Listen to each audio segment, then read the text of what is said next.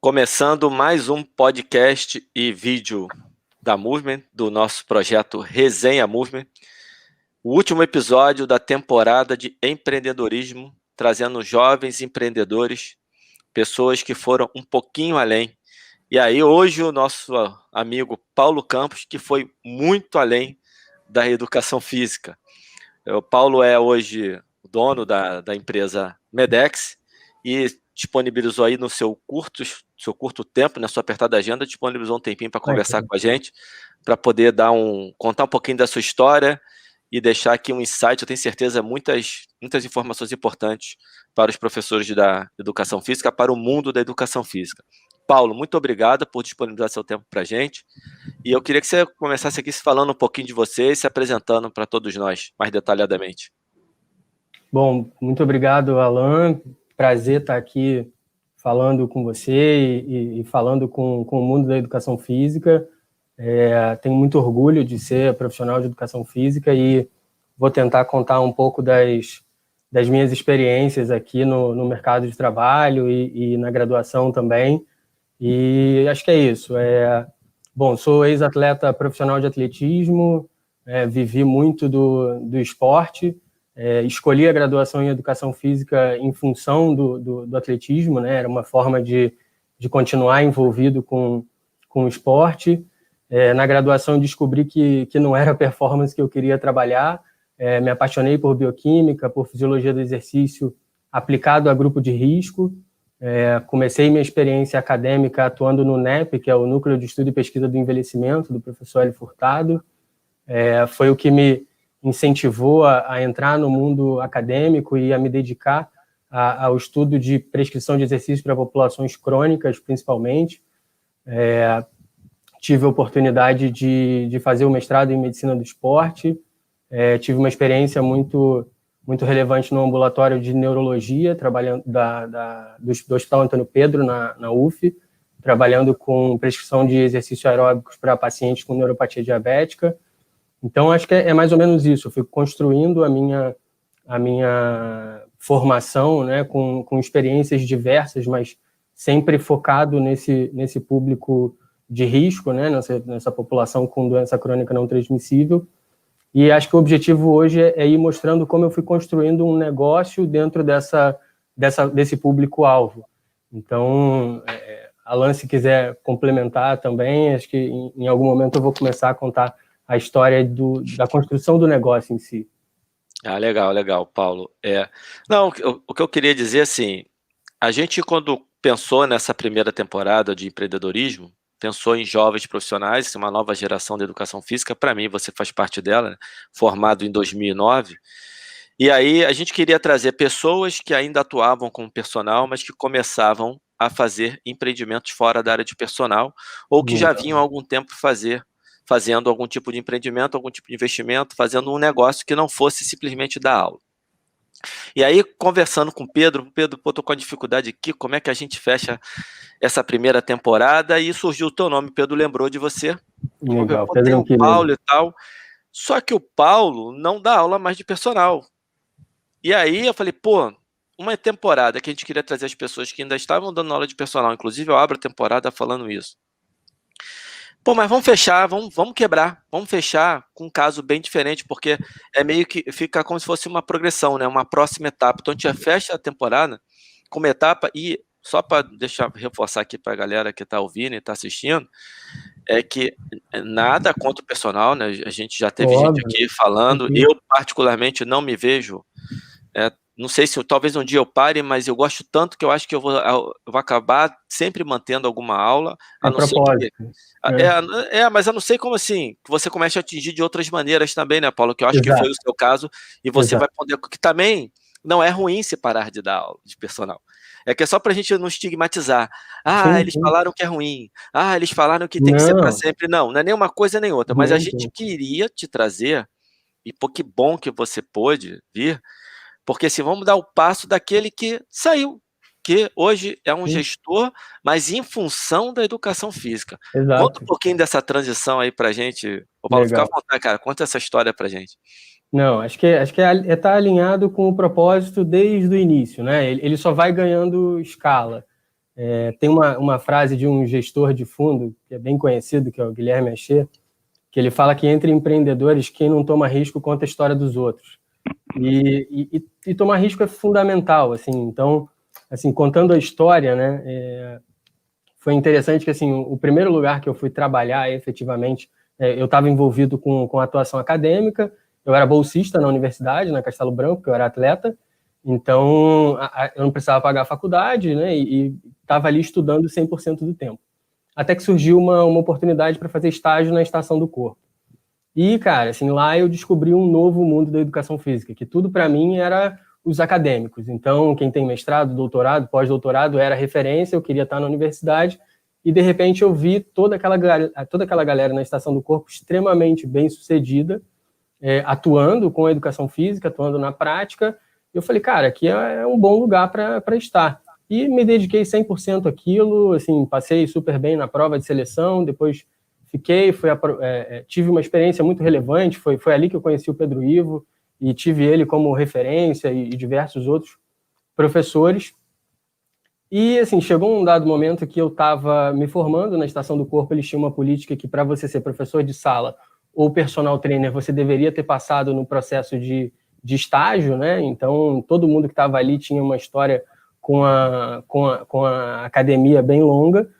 E quando eu me formei, eu passei lá na prova, fui super bem aprovado, e chegaram para mim e disseram, olha, tem uma oportunidade aqui para você ser professor de sala.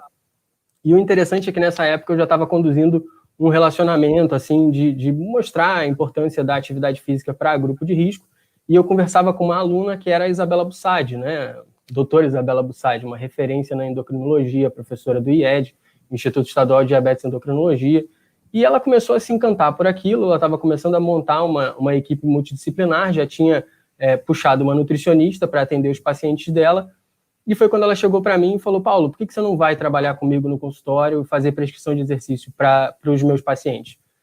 E aí foi nesse momento que eu neguei a possibilidade de ser professor de sala, e eu lembro que todo mundo chegou para mim e falou, pô, você é maluco, cara? Você vai perder toda a tua visibilidade, você não vai estar mais no salão, como é que você vai fazer aluno de personal e tal? E, assim, olhando para os momentos de assumir risco, sabe? De não olhar para trás e falar, pouco importa, eu vou no que eu acredito. E eu neguei a oportunidade de trabalho e, assim, todo mundo, pô, eu acho que você está errado e tal. E em menos de um ano, assim, eu tinha a minha carteira lotada de cliente e começava a dar aula às 6 da manhã, só parava para almoçar, voltava à tarde. E, assim, eu estava falando com uma população que esse cara não vai à academia, entendeu? Esse cara passa na consulta com ela, é um paciente, né, de risco, faz parte da população de risco, e na prática, assim, o que eu via de gente que nunca tinha pisado na academia era gigantesco. Então, assim, converter esse cara era muito mais simples do que se degladiar dentro da sala de musculação com outros personal trainers. E, assim, segui dessa forma, fui bastante bem sucedido na clínica. Depois fui trabalhar com outra médica, fiquei atendendo no consultório da Isabela em Ipanema. Depois fui para Barra com uma outra médica, a doutora Daniela Alvarenga. E quando eu vi, a minha agenda estava lotada só de consulta e aula. Fui juntando um dinheiro, comprando equipamentos para analisar capacidade cardiorrespiratória, analisar força e potência muscular, composição corporal, balança de bioimpedância e tal. Fui guardando dinheiro e investindo em tudo isso e consegui fazer um upgrade relevante, assim, consegui chegar a ter consulta de mais de R$400. Então, assim, estava ganhando dinheiro e era muito legal fazer aquilo como propósito. Depois ainda fui trabalhar com o Gustavo Asmari, com o Léo Mota, que é um endocrinologista também. Foi uma dobradinha incrível, foi um período, assim, muito feliz da minha vida, de além de trabalhar com o propósito de cuidar desse perfil de população, eu ainda estava junto de gente que eu adorava, que era o próprio Gustavo Asmari e o Léo Mota. Mas, em paralelo, eu tinha o sonho de dar escala para isso. Eu não queria só cuidar de crônico rico. Eu queria fazer isso para uma população muito maior, eu queria impactar muito mais gente. E eu adorava esse racional de atenção multidisciplinar para o paciente e vinha, assim, tentando entender, assim, numa escala maior, quem tem essa dor da doença crônica não transmissível? Saúde pública? Beleza, está muito claro. Mas não é trivial vender para a saúde pública, né? A gente sabe como é. Só que você tem a saúde suplementar aí, um mercado gigantesco, né? Você tem 47 milhões de pessoas no Brasil assistidas por planos de saúde e, querendo ou não, a dor das seguradoras e operadoras de planos de saúde é basicamente a dor do SUS. Você está entregando cobertura de saúde para as populações, você precisa que ela esteja saudável. Quanto mais saudável ela tiver, menor vai ser teu custo médico assistencial e, por consequência, a sinistralidade.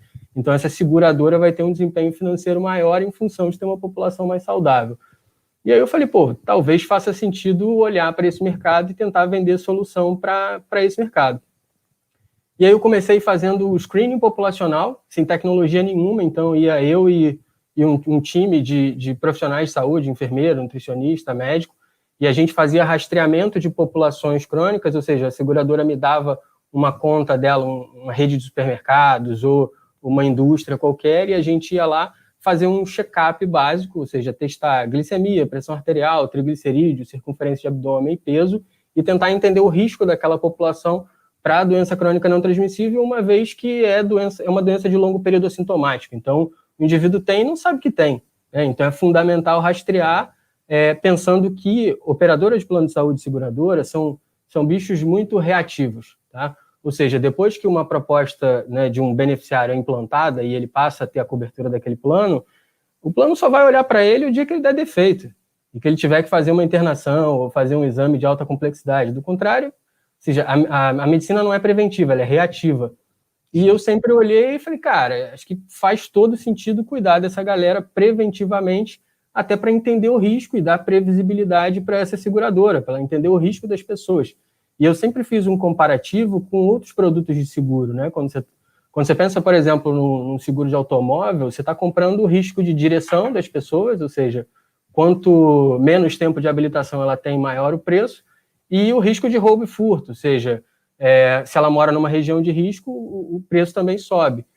E na prática, para o seguro-saúde é a mesma coisa, você está comprando o risco de saúde das pessoas. Então, entender o risco daquele indivíduo, ou seja, o perfil de saúde daquele indivíduo na entrada é fundamental, e monitorar a condição de saúde dele durante a vida também é fundamental, uma vez que isso vai oscilar, você não vai ter uma condição de saúde constante. Então, eu olhei aquilo como oportunidade, comecei a fazer algumas coisas muito incipientes, né? Ou seja, um rastreio ou seja, qualquer pessoa que tem alguma noção de bioestatística vai conseguir tratar aqueles dados e entregar uma análise de risco para a operadora, mas não tem barreira de entrada nenhuma, não tem investimento nenhum nesse negócio. Mas eu comecei a fazer algum barulho e esse conceitual estava muito claro. E eu conversava sobre isso com os alunos e pacientes na clínica também. E aí um dos meus pacientes na clínica é o Rodrigo Fisman, né? É o Rodrigo Fisman, que hoje é meu sócio. Era sócio da XP na época, depois ele saiu, montou um fundo de venture capital, e ele vinha falando no meu ouvido, tipo, cara, o que você fala tem muito sentido. Só que não dá para ser um fisiologista / profissional de educação física e administrador. Você vai ter que abrir mão desse negócio e focar 100% da tua cabeça no negócio em si. E eu falei, cara, é isso. Só que, assim, para fazer isso, eu ia perder muito dinheiro, muito dinheiro. E, assim, é a mesma história lá atrás, sabe? Quando eu era estagiário e estava ali na dúvida, tipo, porra, fico na Perder sala... a curto prazo, né, Paulo? Exato. E foi exatamente o que aconteceu. Assim, eu abri mão, passei a ter um Prolabore baixíssimo, assim, ajustei minhas contas todas, óbvio, tinha alguma reserva financeira, mas, mais uma vez, depois de estar com tudo pronto, ganhando dinheiro, organizado, eu pulei fora para um novo negócio que eu acreditava muito e que, na prática, continuava com um racional 100% alinhado com o que eu fazia, que era cuidar de pessoas em condição crônica. Só que antes eu só prescrevia exercício, agora eu tinha um time médico, um time com nutricionistas, psicólogos e profissionais de educação física. Então, assim, fazendo a história curta agora, hoje a gente é uma empresa de saúde e tecnologia, com um fundo de investimento sócio, com um ex-presidente da AMIL sócio também, né? Ou seja, trouxe muita maturidade para o negócio, muita visão de negócio, e hoje a gente está em seguradoras globais, por exemplo. Hoje todo mundo que é segurado Tokio Marine no Brasil, que tenha seguro de vida individual, tem assistência nutricional e fitness, que é operado pela Medex, mas com um modelo de atendimento que a gente chama de white label, que é rótulo branco, ou seja, a gente sempre atende falando em nome do cliente. Então, o segurado da Tóquio Marine acredita que a Tóquio está falando com ele, mas é a gente aqui da Medex. Então, a gente tem nutricionistas e profissionais de educação física fazendo orientação, prescrevendo exercício e prescrevendo planos alimentares personalizados e gerenciando a rotina dessa galera. A gente tem uma central de suporte aqui que funciona diariamente e dá suporte para engajar o pessoal no dia a dia, porque assim, uma das experiências que eu tive, que foi muito interessante, assim, está super em linha com o que a gente faz hoje, foi que eu fazia uma análise muito detalhada na clínica, né? Ou seja, analisar a capacidade cardiorrespiratória, prescrever exercício aeróbico com base na capacidade dele mesmo avaliada, entender força muscular, flexibilidade, composição corporal e tal. O paciente saía dali amando aquele relatório, mas não fazia.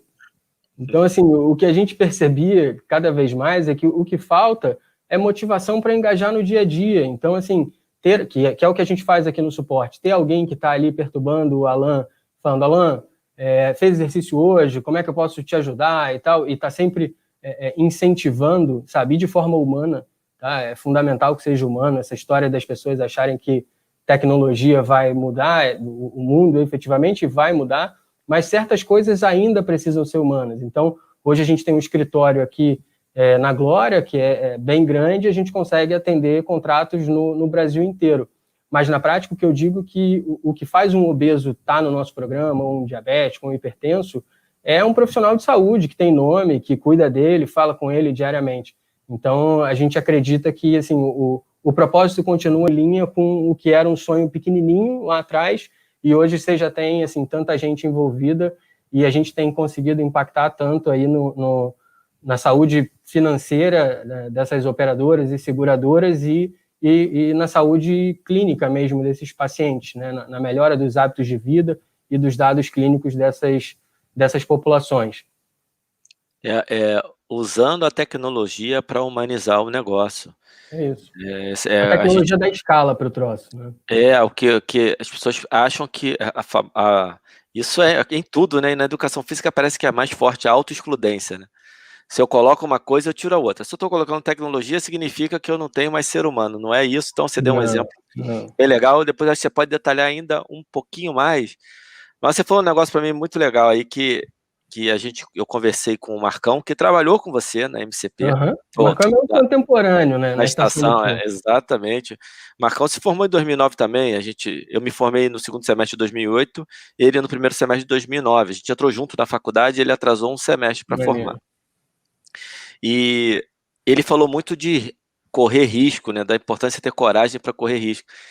E aí você falou de risco aí também, mas mais do que falar, você deu 2 exemplos que são punk, né? No primeiro, sem querer, né? Tem gente que não gosta muito, mas tem um exemplo que é legal e eu sei que ele é temporário, que é o negócio da estratégia do Oceano Azul, né?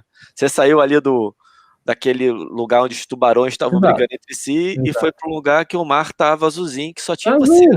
Exato. E aí caiu tudo de bandeja. Mas você não sabia que isso ia acontecer, né, Paulo? Não, zero. Você correu o risco. Então, assim, risco número 1, um risco razoável. Tá, você não ganhava nada, você estava correndo risco de continuar sem ganhar.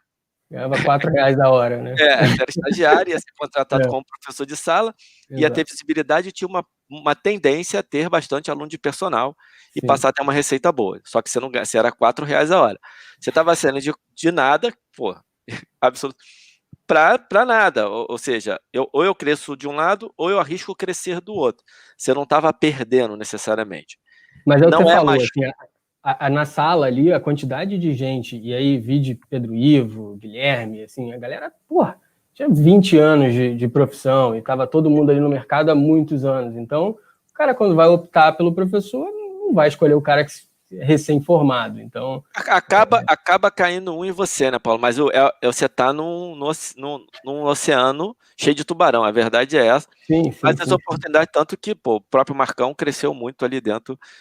E ali ele foi para um outro negócio também. Mas o risco, você correu um risco, mas era um risco que não doía tanto, porque você não estava ganhando nada. E de repente você está ganhando muito, você está ganhando muito. Para o cara que vem da educação física, a gente, que sai lá do subúrbio, que estuda, que fica devendo faculdade, que faz, como eu fiz lá esqueci o nome agora, o crédito.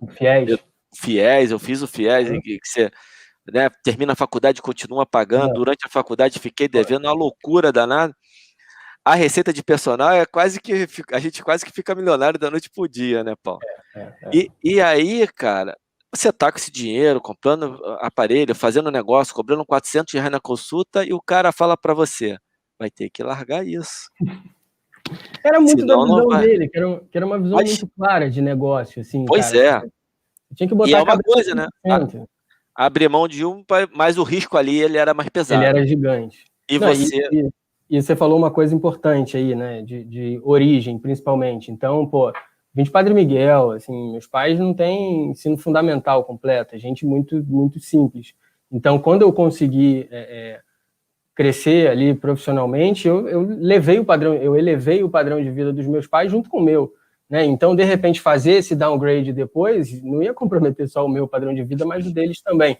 Então, assim, foi um negócio que eu tive que conversar e manter algumas coisas ali com eles e enxugar tudo para seguir, mas também não tinha como fazer o negócio hoje, fazer a Medex hoje do tamanho que ela dando aula e dando consulta, não tem jeito. Não dá para fazer tudo ao mesmo tempo, e aí você teve que assumir o risco, que é bacana, e a história contada depois, ela fica tranquila, qualquer um faria, mas para a galera que está ouvindo a gente aí, que está agora assim, o que eu vou fazer da minha vida e tal, acho que eu queria que você falasse um pouquinho sobre o risco, né, sobre a importância de correr o risco, empreender, né, empreender sem arriscar não é empreender, na minha visão, um dos componentes de empreender é correr riscos, e você tem um aí forte para contar, e eu queria que você falasse um pouquinho mais sobre esse frio na barriga e sobre a importância de correr risco. Cara, eu acho que assim, você não pode ser... talvez a palavra irresponsável até esteja alinhado com a ideia do risco, né? Porque em alguns momentos, assim, para um cara muito racional e que vai fazer conta ali, ele talvez não se arrisque, né? Mas, assim, se você... Cara, você não está fazendo aquilo ali de viagem da tua cabeça, você tem tudo muito bem fundamentado, sabe? Assim, você tem pares que acreditam naquilo também, ou seja, gente do mercado que olhava e falava, Paulinho, faz todo sentido isso que você está fazendo, talvez o mercado não tenha o mercado que eu digo de planos de saúde, de seguradoras, talvez não tenha tanta maturidade para entender isso agora, mas cada vez mais esse negócio vai estar em foco. E aí é importante assim, entender também que, contando agora, parece que tudo é muito bonito e perfeito, sabe? Mas assim, o negócio ele mudou muito durante o tempo, porque, cara, o que vai dizer o que é o teu modelo de negócio e como ele vai ficar no final é o mercado. Entendeu? Porque se no final ninguém compra, isso não é solução, não é produto, entendeu? Então, assim, a gente começou com essa solução de gerenciar os hábitos de saúde das pessoas, ou seja, entrar na rotina dessas pessoas, incentivando a mudança de hábito, mas coletando dado clínico. Ou seja, eu entro no dia a dia dele, mas em contrapartida eu consigo acessar esses dados clínicos e consigo prever muito do risco desse indivíduo para as seguradoras. E aí o interessante foi que no meio do caminho a gente conheceu o Walter César, que é esse ex-presidente da Amil, e ele chegou para mim e falou, pô, Paulo, do cacete ver o que você está fazendo e o propósito com que você faz. Existe uma coisa hoje que se discute muito, que é não cobrar simplesmente pela prestação de serviço, mas cobrar por desfecho. Ou seja, por exemplo, a gente tem um case que é a Firjan, que é um cliente nosso, a Federação das Indústrias do Estado aqui do Rio de Janeiro, e a gente até publicou esse trabalho no Congresso Internacional de Atenção Primária do SUS, onde a gente provou que um programa de mudança de hábito, orientado por nutricionista, por profissional de educação física, e a gente pegou a população crônica, principalmente dos hipertensos, e comparou ela, fez um pré-pós, tá? 6 meses depois, e assim, a população de hipertensos tinha migrado praticamente 100% para pré-hipertensão e para normotensão. Então, assim, é fundamental que mostre assim, o propósito do que a gente faz, a seriedade do que a gente faz, e nunca foi assim, ser simplesmente uma plataforma que intermedia um profissional de saúde e um paciente. Por exemplo, a gente tem um convênio com a Castelo Branco. Então, hoje, eu tenho um banco de estagiários que já foram selecionados e capacitados, e de acordo com que eu vou fechando novos contratos, eu vou puxando essa galera, alguns já estão até formados, e aí de acordo com a demanda, eu vou colocando esse pessoal. E aí, assim, eu não fugi do racional que você falou do risco, tá? É só para você entender, assim, chegou num momento em que esse Walter chegou para mim e falou, cara, eu adoro o que você está fazendo, eu vou comprar o que você está fazendo, mas existe uma oportunidade gigante que está passando aqui do teu lado e você não está vendo. E aí ele veio me explicar o problema da análise de risco na entrada das operadoras de plano de saúde, quando você está colocando um beneficiário para dentro, né? E, mais uma vez, foi se arriscar, porque eu construí um sistema para esse cara que estava demandando isso para mim, acreditando que outras operadoras iriam comprar aquilo, mas na prática era mais uma vez uma aposta, né? Então, eu estruturei uma solução onde eu consegui digitalizar todo o processo de análise de risco de um beneficiário quando ele está entrando na seguradora. Então, mais uma vez, para entender o negócio de uma seguradora, né, ou uma operadora de plano de saúde, é comprar o risco de saúde das pessoas. E o único problema é que você só pode precificar com base na idade. Então, o que eu costumo falar que não faz muito sentido é que, na prática, alinhando isso com os hábitos e a condição de saúde, você vai ter indivíduo de 60 anos extremamente saudável. E você vai ter indivíduo de 30 anos extremamente doente. E, na prática, né, o preço do indivíduo de 60 anos aqui, ele não está calculado com base no risco de saúde dele efetivo, é só com a idade. Então, pouco importa se ele é saudável ou não, ele paga aquela conta com base só na idade. Porém, existe um instrumento que chama CPT, Cobertura Parcial Temporária, é facultado pela ANS, né, a agência que regula os planos de saúde, e o que você faz? Você consegue, com base em doenças pré-existentes, você consegue mitigar o risco da seguradora. Então, assim, pouca gente sabe, mas existe muita fraude às operadoras, ou seja, pessoas que querem fazer procedimentos específicos, entram para o plano de saúde, fazem e saem, tá? Então, uma das principais fraudes é a fraude da obesidade, da cirurgia bariátrica. Então, o indivíduo vai lá na declaração de saúde, omite a obesidade, a operadora, né, não são digitalizadas, a maioria, ela chama presencialmente algumas pessoas, e aí, na prática, o que eu costumo dizer é que chamar presencialmente não tem escala nenhuma, então você está olhando aquele cara no detalhe, está passando uma manada de elefante de risco do teu lado e você não está vendo. E aí, por isso, a gente conseguiu digitalizar todo esse processo, ou seja, hoje a gente consegue fazer entrevista médica qualificada, como se fosse nós dois aqui, com 100% dos indivíduos que tentam entrar num plano de saúde, exatamente para entender o risco e dar a CPT lá elegível àquele indivíduo. Então, quando eu dou uma CPT lá para o obeso, ele, que é a cobertura parcial temporária, ele só vai poder fazer a bariátrica 24 meses depois. O que assim, na prática, vamos lá, esse indivíduo obeso, ele continua sendo um risco. Eu só me protegi da bariátrica, mas ele continua tendo um risco aumentado para fazer um acidente vascular encefálico, um infarto agudo do miocárdio, um trombo qualquer.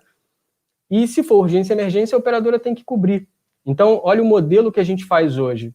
A gente analisa o risco, tá? Ou seja, a nossa equipe médica, e não só o risco, né? Hoje a gente tem uma solução que é mais tecnológica, que tem menos gente tocando, que quando o indivíduo está fazendo até o input das informações cadastrais, ou seja, tudo isso é uma experiência que ele faz sozinho, ele não precisa de ninguém para aquilo, que é para trazer o racional da tecnologia para o negócio também. Então, hoje, ele com o celular na mão, ele vai fotografar a habilitação dele, eu consigo com o OCR, que é uma tecnologia que extrai o caractere das fotos, eu consigo extrair o nome e o CPF dele, jogo na Receita Federal, vejo se aquilo está ativo, jogo dentro de um birô de dados, então encontro o score de crédito dele, telefone, endereço, ou seja, todas as informações pessoais desse indivíduo para entender se ele tem capacidade de pagar o plano, ou se ele não tem nenhum protesto, ou seja, se não é um cara que vai colocar em risco a operadora.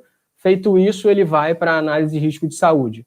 Feita a análise de risco de saúde, que foi tudo aquilo que eu contei, um profissional nosso faz o boas-vindas da operadora. Então, por exemplo, a Clínica é uma operadora de plano de saúde aqui do Rio de Janeiro, que é do grupo Hospital Casa, que é um grupo de 12 hospitais aqui. Você deve conhecer o Hospital São Bernardo, na Barra, a Casa de Saúde de Portugal, o Hospital de Laranjeiras, é tudo desse grupo. E lá a gente faz esse modelo todo, a gente terceiriza tudo isso para ele. Então, a análise de risco é feita pela gente, os boas-vindas é feito pelo nosso time, ou seja, a gente que fala lá, seja bem-vindo à Cline, é uma operadora focada em prevenção, assim, assado. Aí a gente já agenda esse indivíduo com os nossos profissionais, de acordo com o risco, ou seja, ele já passa no nutricionista, já é orientado pelo personal trainer, tem um canal com um psicólogo para ser orientado, e a gente faz o agendamento com o médico de família e comunidade, porque eles têm esse foco em atuar com médicos mais generalistas, né, para entender e monitorar a condição de saúde daquele indivíduo, e depois ele está liberado. Na prática, a gente continua conduzindo os hábitos dele, e aí ele vai seguir implantado na operadora. Mas para entender que, na prática, contando hoje, parece um negócio assim, que foi uma grande ideia, mas foi uma ideia pequena que foi sendo agregada e crescendo com erro, com ideia de gente mais madura, como o próprio Walter César, que tem uma puta experiência. Então, assim, é só porque, assim, falando tudo hoje, às vezes sou até arrogante, falo, pô, legal o negócio, não sei o quê, atende seguradora global, faz isso, faz aquilo, mas na prática foi uma ideiazinha que você foi errando, corrigindo, melhorando, e o grande diferencial foi não desistir, tá? E continuar tentando aprender do negócio, e não por acaso a gente estava batendo um papo e no sábado, pô, tinha aula no MBA. Eu podia não estar fazendo mais nada disso, né? E no fundo fazer um MBA em saúde suplementar, né? Essa altura da vida. Então acho que esse é o racional, tá sempre tentando crescer, amadurecer e fazer o negócio se desenvolver cada vez mais dentro do propósito lá que a gente acredita desde sempre, que é o cuidado com a saúde das pessoas e principalmente das populações crônicas. É legal porque o cara olha só a Medex hoje e fala assim, pô, o cara fez um plano de negócios. Exato. Teve uma visão. Nada disso, né? É legal. Quando você vai ver a história das empresas, normalmente assim, não quer dizer, né, o Paulo, que em algum momento você não para, não planeja tudo, mas o negócio nasce muito mais da sua vontade, de uma visão, sim, né, de um propósito também, daquela necessidade.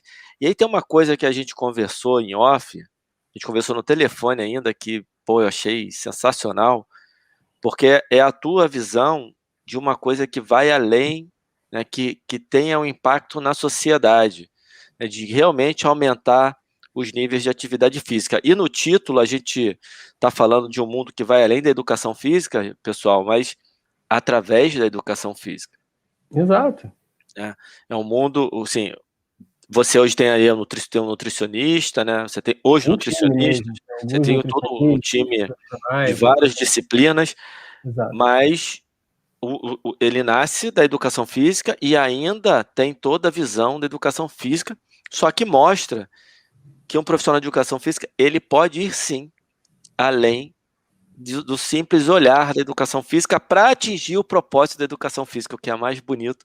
E eu queria que você falasse disso para a gente, dessa tua visão social que você falou comigo no telefone. Então, eu estou lembrando exatamente de uma coisa quando a gente falou no telefone, que eu falei assim, o profissional de educação física pensa prevenção. E aí você falou, não só pensa como executa. E quando eu falei pensa, é porque na prática, assim, principalmente o profissional médico, né, que a gente sempre pensa nele quando você pensa em operadoras de plano de saúde e tal, esse é um indivíduo que ele pensa saúde reativa, ele não pensa saúde preventiva, né? Não por acaso é só olhar dentro da população de médicos recém-formados, quem escolhe atuar com medicina de família e comunidade, que é a medicina preventiva e efetiva. Poucos são os profissionais que vão escolher essa residência, essa especialização.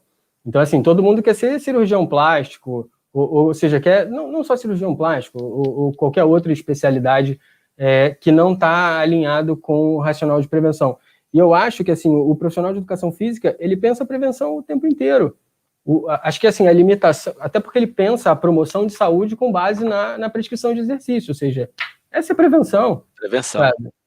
Sabe? Você quer discutir resposta insulínica, quer comparar um indivíduo sedentário com um indivíduo que faz atividade física, o racional é só esse, entendeu? Então, assim, acho que o profissional de educação física, ele tem esse diferencial, que é pensar a prevenção, mas o que eu acho é que, assim, ele vê as oportunidades de uma forma muito limitada, talvez, tá? Porque eu acho que o profissional de educação física, em geral, ele está pensando como eu pensava ali, recém-formado.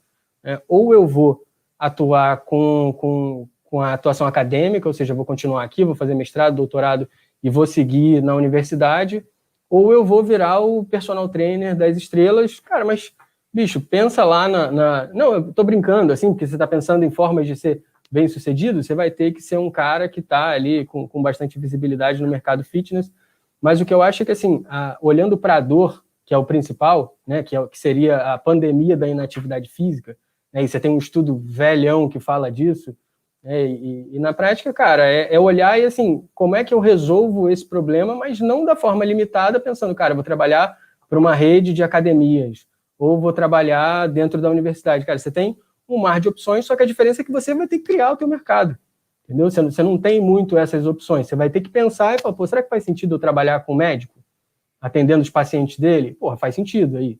Eu desenhei esse negócio, consegui ser bem sucedido com isso por um bom pedaço aí da minha vida. E depois fui pensando outras coisas, mas assim, é importante entender que essas soluções ou esses mercados em si não estão talvez construídos. É você que vai ter que pensar isso e trazer essas inovações aí pensando promoção de saúde através de atividade física. E eu acho que a primeira coisa é entender quem sofre com isso, né? E aí é a população como um todo. Você pode pensar em ter uma solução para eles ou pode pensar em ter, como a gente pensou, em criar uma solução para entregar para uma seguradora, uma operadora, uma administradora de benefícios, um RH de uma empresa. Então, assim, eu acho que o conhecimento o profissional tem e sai munido dele. Assim, você pega recém-formado que está vomitando bioquímica aí como ninguém e sabe tudo disso, e na prática vende isso a R$10 a hora dentro de rede de academia, entendeu? Então, eu acho que o grande diferencial é pensar fora da caixa e pensar soluções, assim, entender as dores do mercado e tentar desenhar soluções para essas dores. Legal, legal, Paulo. E você falou muito na tua fala, tem um negócio de arriscar, tenta, corrige, descobre uma coisa nova. Na prescrição tem um negócio chamado ensaio e erro, para achar para achar a carga para determinado número de repetição, ou o número de repetição para determinada carga, né? Você vai ali ajustando até você acertar o seu. É a mesma coisa no mundo empreendedor. E aí eu queria que você. É isso aí. Eu queria que você falasse um pouquinho agora para a galera aí que está pensando, cara, que quer empreender. Do alto aí hoje de quem já, porque você tem sucesso na carreira de empreendedor, não tem problema nenhum falar isso não soa nada arrogante, isso é fato, então tem que ser falado, e tem uma experiência por conta disso. E aí tem uma história que pode ajudar algumas pessoas, porque você acertou errando pra caramba, certamente. E você pôde corrigir os seus erros ao longo do caminho, e hoje tem uma historinha boa para contar. Eu queria que você desse umas dicas para a galera mesmo, falasse algumas coisas sobre esse processo. Tem gente que brinca e fala que o saco de ideia custa 10 centavos, né? Ou seja, ideia não vale de nada. O que vale é a execução. Eu acho que o diferencial é, assim, começa com o que você tem, sabe? Mas começa. Eu costumo dizer, assim, eu tive a oportunidade de fazer um MBA na Fundação Getúlio Vargas, antes desse que eu estou fazendo, em empreendedorismo e desenvolvimento de novos negócios. Eu estava com 25 para 26 anos. 25 para 26 ou 26 para 27. Mas o que eu costumo dizer é o seguinte, tudo que eu aprendi ali, eu não tinha onde aplicar, o negócio não estava acontecendo efetivamente. Então era legal olhar aquilo ali, mas era puta teoria. O que me desenvolveu foi me jogar, foi errar, sabe? Foi estar empreendendo efetivamente e olhar para o negócio e falar, cara, o que é isso aqui?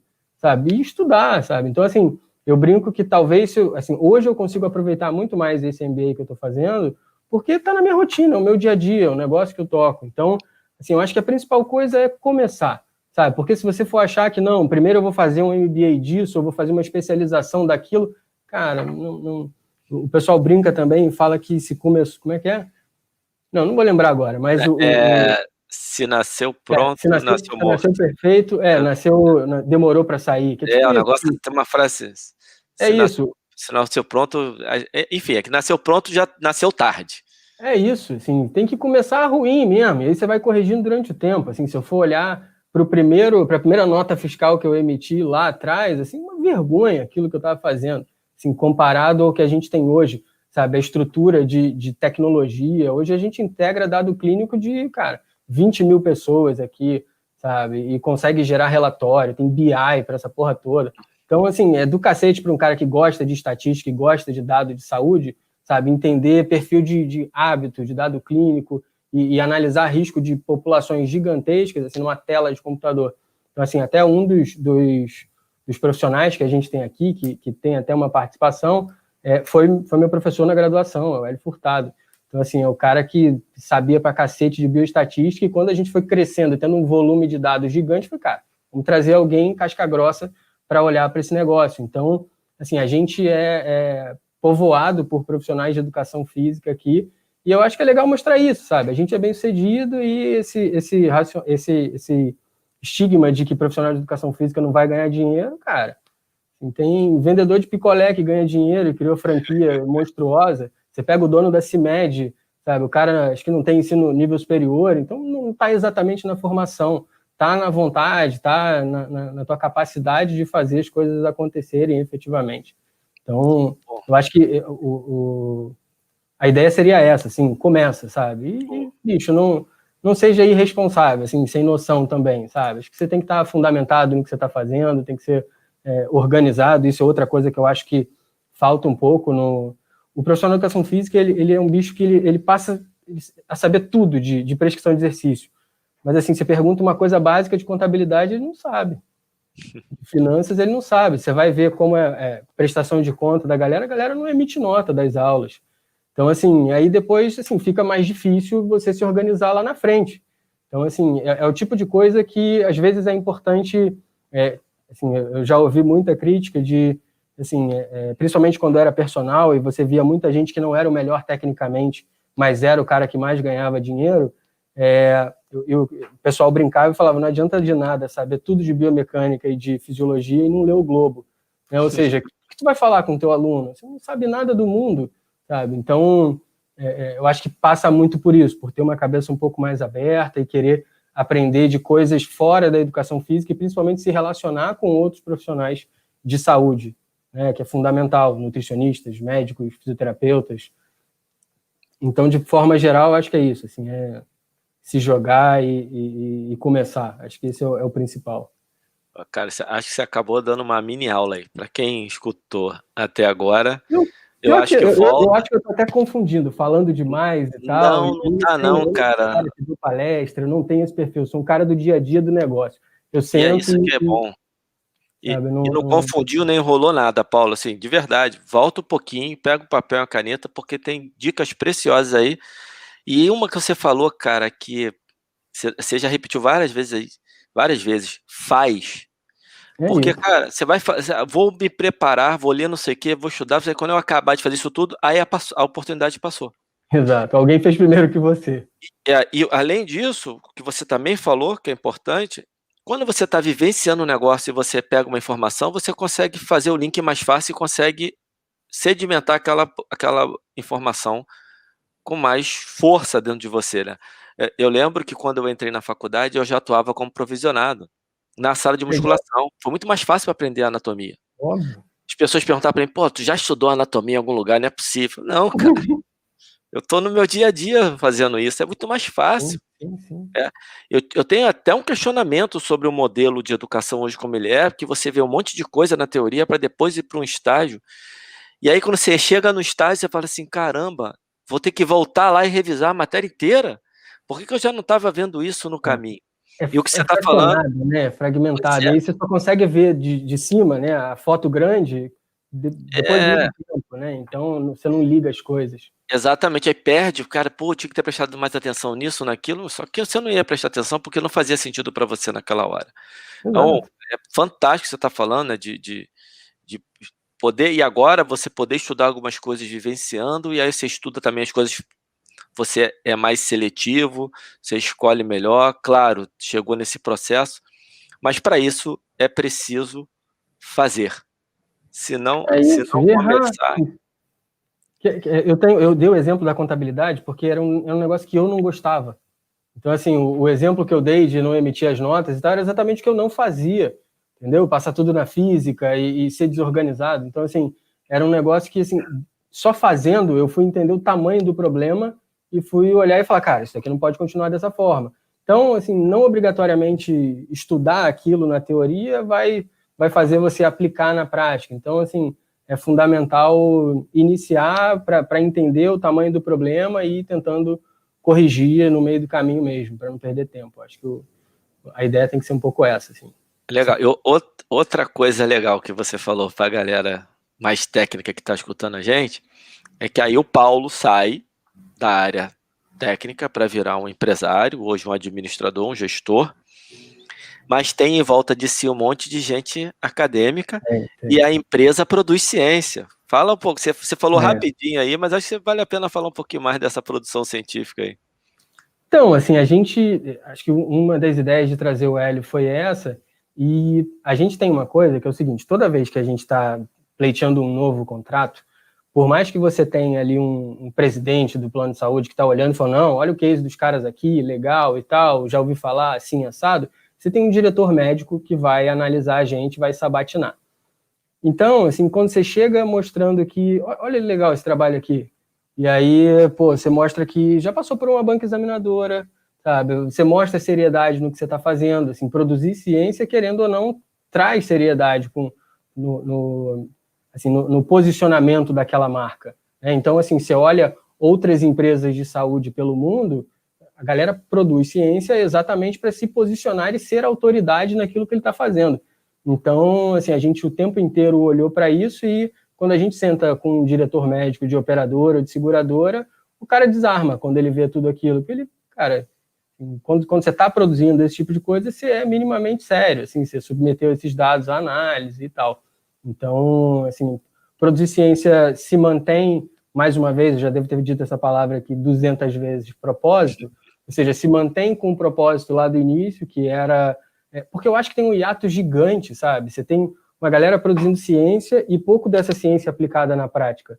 Então, o que eu queria trazer sempre, seja prescrevendo dentro da clínica ou depois dentro de um negócio onde eu atendo grandes populações para seguradora, eu queria manter essa ética da ciência e esse foco em estar assim, fazendo o melhor possível para aquela população e ter fundamento de tudo que você está fazendo. Então, produzir ciência passa por isso, e por acaso, assim, dos congressos que a gente tem participado, a gente ainda não submeteu a nenhuma revista relevante, a gente participou de alguns congressos, mas em todos a gente é sempre a única empresa privada a estar lá, assim, aqui no Brasil. O resto é a Universidade Federal. Poucas universidades privadas também têm esse tipo de cultura, né, de produzir ciência. Então, a gente conseguiu fazer um mix de tudo aqui e está super feliz com o que a gente está fazendo. Isso é outra coisa que, assim, a galera que vem trabalhar aqui com a gente vê muito, assim, o sonho aplicado na prática. Assim, tudo que ele queria na graduação, ele se vê aplicando numa empresa que traz muito do que era esse sonho de graduação, porque esse sonho era meu, né? Então, no fundo, eu já estive lá na graduação e hoje eu consigo criar um ambiente que acaba motivando a galera. E, assim, outra coisa é valorizar o pessoal. Assim, a gente hoje paga a bolsa de estágio de R$ 1.800 aqui. Então, o estagiário que está acostumado a ganhar, R$ 4 a hora em academia e trabalhar com a gente para ganhar 1.800 pratas, a galera brilha o olho e fica muito amarradão de estar valorizando o profissional. Assim, é muito relevante para a gente um profissional de educação física muito bem formado. Então, esse cara tem que ganhar bem, tem que estar feliz aqui. Entendeu? Então, é o que eu acredito. Pô, perfeito. E você se identifica muito com essa galera, né? Principalmente da Castelo. Você veio de lá. Eu vim, né, cara? Acho que foi, assim, eu tive bolsa de 100%, sabe? Fui atleta ali. Eu lembro que na minha época só eu e mais um atleta tinha bolsa de 100%, era um negócio difícil. Então, assim, eu valorizo muito. Volta e meia eu sou convidado para ir lá falar para o pessoal e a gente meio que criou um celeiro ali para trazer nutricionista, profissional de educação física ou até mesmo psicólogo. Pô, legal. Bacana. E mantém a conexão, né, lá com aquela raiz. E, pô, isso aí é fantástico. Isso aí deve ser muito gratificante para você. Não, a gente recebe o pessoal aqui, o pessoal o coordenador do curso, quando está por aqui, vem, senta, tem que tomar café com a gente. A gente tem uma relação boa lá com o André, no CREF também. Então, a ideia é valorizar o profissional, cara. Que é, assim, conseguindo valorizar isso para alguém pagar isso bem, que é o que a gente faz, entregar isso para uma seguradora, uma vez que a dor dela é gigante, tá? A ideia é transferir isso para o profissional também que está atendendo, ou seja, pagar ele bem, remunerar ele bem, e eu acho que no fim do dia é isso que motiva as pessoas, é propósito e financeiro também, não tem jeito, né? Você tem que pagar as contas. Você quer, até porque se você tem essa parte bem resolvida, sobra uma certa tranquilidade para fazer outras coisas. Paulo, todo mundo que veio aqui, sem combinar, sem querer, no primeiro episódio com a Rafinha, eu perguntei para ela, aí acabei que eu perguntei para o Thiago, e aí perguntei para o Marcão, aí perguntei para o Beto Abraão, vou perguntar para você, vou pedir uma definição sua, a sua visão do que é sucesso. Fala para a galera, na visão do Paulo Campos, o que é sucesso? Cara, sucesso, vamos lá. Acho que assim, vai depender muito do que é exatamente o teu sonho ali, né? Acho que o sucesso pode estar relacionado a dinheiro, né? Pode estar relacionado a uma posição específica que não obrigatoriamente está relacionado a dinheiro, mas eu acho que assim, olhando lá para trás, né, e vendo que hoje a gente faz um negócio assim que é tão diferente do que estava lá atrás, mas mais uma vez está completamente alinhado com o propósito, eu acho que sucesso é isso, sabe? É sonhar um negócio lá na frente e conseguir chegar, sabe? E alcançar aquilo, independente se aquilo é completar uma maratona, ganhar dinheiro pra cacete, comprar os bens que você sonhou ter, ou, sei lá, alcançar uma posição dentro né, de algum, sei lá, de uma empresa ou de uma instituição qualquer que você esteja. Eu acho que passa muito por isso, eu acho que passa por alcançar o que você ali ambicionou em algum momento.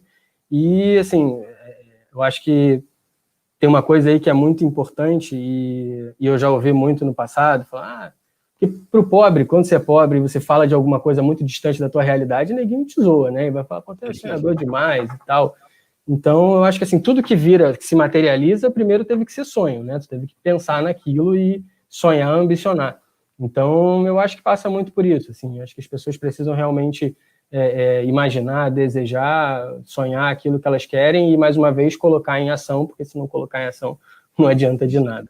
Eu acho que o sucesso vai vir daí, de concretizar esse sonho, colocar esse sonho de forma material. Bacana, bacana. E sonhar e agir. Isso aí que Exato, você falou. E aí vai agir, vai voltar lá, vai tomar risco. É isso. Vai errar, vai consertar, é isso. Esse é o caminho. Assim. Aí lá no final vão te chamar de playboy, vão falar que, porra, que incrível esse negócio, pô, não sei o quê, não. Vai achar que você pensou exatamente aquilo, como você falou, fez um business plan animal, porra nenhuma. Então, é muito mais errar, corrigir, sabe? Tá o tempo inteiro dedicado àquilo, foi o que eu falei, não dá para ter foco em 5 coisas diferentes, então, às vezes, deixar alguma coisa que era importante mesmo, mas que você não quer mais, você vai deixar para trás e vai dar foco naquilo que você está sonhando, está ambicionando, é por aí. Cara, espetacular. Paulo, já começando a te agradecer, mas eu queria que você ficasse à vontade aí para falar, dar um recado final para a galera que está ouvindo. Tem uma galera que vai assistir, tem uma galera que vai ouvir, e eu acho que de uma referência como você, que você é uma referência hoje, acho que é importante a galera ouvir um recado que dê uma acordada nela, uma inspirada.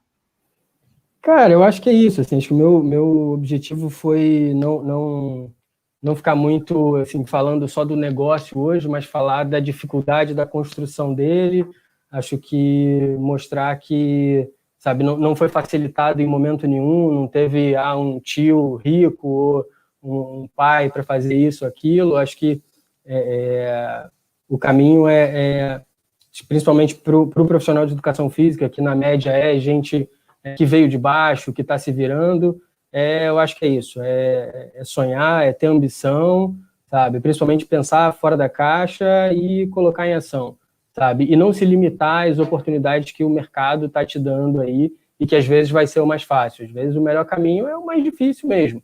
Então é pensar um negócio novo, vão te chamar de maluco, mas quando você estiver com ele em prática, executando, ganhando dinheiro, sendo feliz, só você vai saber o quanto aquilo foi duro para chegar. Mas eu acho que, assim, como eu já falei, não sou o cara mais com maior didática para dar palestra ou falar em público. Meu dia a dia é o dia a dia da operação, de fazer o negócio acontecer, de botar em prática. Então, assim, a minha dica é essa. executar, é sonhar e executar, sabe? O tempo inteiro, como a gente já falou aqui 10 vezes, e corrigindo, melhorando aquilo e sempre muito focado, assim, sendo... acho que tentando ter muito... Porque, assim, acho que tem gente também que, às vezes, tem uma ideia, daqui a pouco tem outra e não se aprofunda e perde o foco, então acho que vai sempre passar por foco. Perfeito. Perfeito, Paulo. E Cara, desculpa te cortar, só para complementar, pô, obrigado pelo convite, te conheci aí, foi um prazer falar contigo, até antes da gente começar aqui o bate-papo, pô, você sabe do quanto eu tenho admiração aí por você, pelo Pedro, por essa galera toda, assim, eu acho o máximo ver profissional de educação física bem sucedido e feliz com o que está fazendo, assim, até porque quando você faz essa opção lá na graduação, tem meia dúzia de gente que vai chegar no teu ouvido e falar, bicho, faz isso, pô, isso não dá dinheiro, não sei o quê, e efetivamente ser bem sucedido e ganhar dinheiro tem muito mais a ver com você do que com a tua profissão ou que você vai escolher efetivamente para atuar na graduação. Então, é isso, obrigado pela oportunidade, e para quem está ouvindo aí, foi um prazer passar um pouco das minhas experiências aí, histórias, erros, acertos para vocês e sucesso para todo mundo. Pô, Paulo, que isso, eu que agradeço demais. A gente termina aqui de forma brilhante essa primeira temporada de Jovens Empreendedores. Quem ouviu todos os episódios, cara, vai tirar um monte de lição importante. Parabéns. E todos vai levar essa lição de, cara, sonhe e comece a fazer. Então, brigadaço do fundo do coração, você disponibilizar o seu tempo, sua sabedoria e trazer tanta informação rica pra gente. Paulo, forte abraço, cara. Um abraço. Valeu.